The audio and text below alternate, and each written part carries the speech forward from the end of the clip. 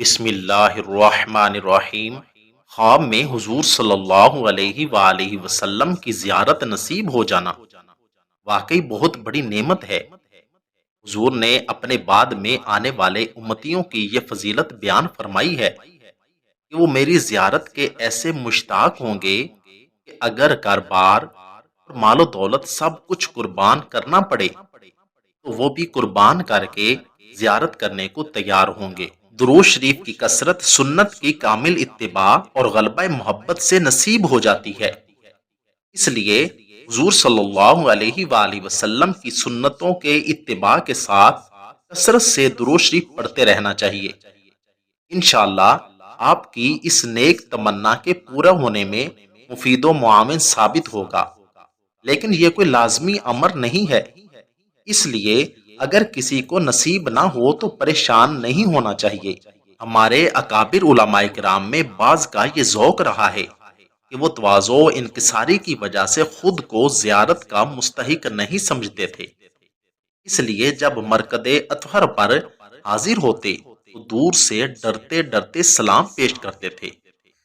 جبکہ ہمارے بعض اکابر علماء کرام نے خواب میں زیارت رسول اللہ صلی اللہ علیہ وآلہ وسلم کے لیے درود شریف کے بعض سیغے بھی بتائے ہیں۔ اس لیے ایک صحیح مسلمان ہونے کی حیثیت سے رسول اللہ کی زیارت کی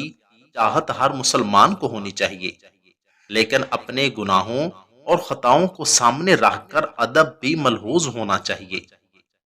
حضرت شیخ الحدیث فضائل درود شریف میں تحریر فرماتے ہیں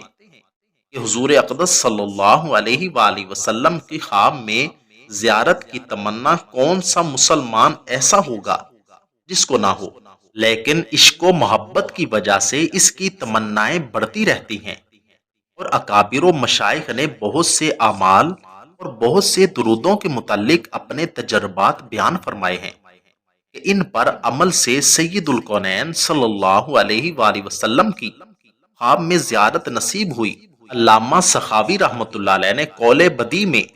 خود حضور صلی اللہ علیہ وآلہ وسلم کا ایک ارشاد نقل کیا ہے: من صلی علی روح محمد فی الارواح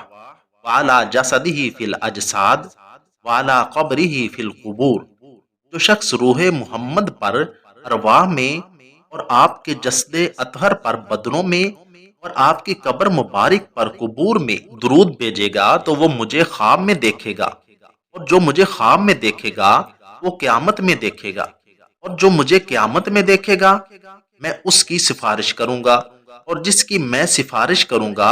وہ میرے حوض سے پانی پیے گا، اور اللہ تعالیٰ اس کے جسم کو جہنم پر حرام فرما دیں گے۔ علامہ سخاوی رحمۃ اللہ علیہ فرماتے ہیں ابو القاسم بستی رحمۃ اللہ علیہ نے اپنی کتاب میں یہ حدیث نقل کی ہے، مگر مجھے اب تک اس کی اصل نہیں ملی۔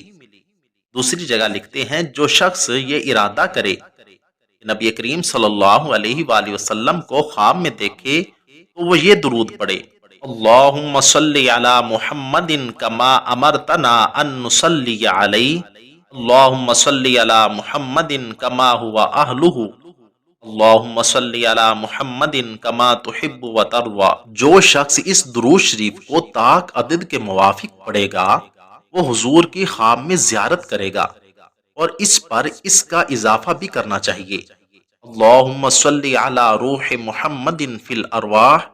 اللہم صلی علی جسد محمد فی الاجساد، اللہم صلی علی قبر محمد فی القبور۔ حضرت تھانوی رحمۃ اللہ علیہ اپنی کتاب زاد السعید میں فرماتے ہیں کہ سب سے زیادہ لذیذ تر اور شیریں تر خاصیت درود شریف کی یہ ہے کہ اس کی بدولت عشاق کو خواب میں حضور کی دولت زیارت میسر ہوئی ہے۔ بعض درودوں کو بزرگوں نے آزمایا بھی ہے، لہٰذا ہر مسلمان کو اس پر عمل کر کے حضور کی زیارت کا شرف حاصل کرنا چاہیے۔ اللہ تعالی ہم سب کو حضور کے ساتھ سچا عشق، محبت اور زیارت نصیب فرمائے، آمین ثم آمین۔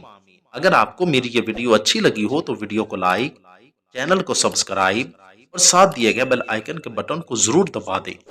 تاکہ ہماری آنے والی ہر ویڈیو آسانی کے ساتھ سب سے پہلے آپ تک پہنچ سکے۔ شکریہ، والسلام۔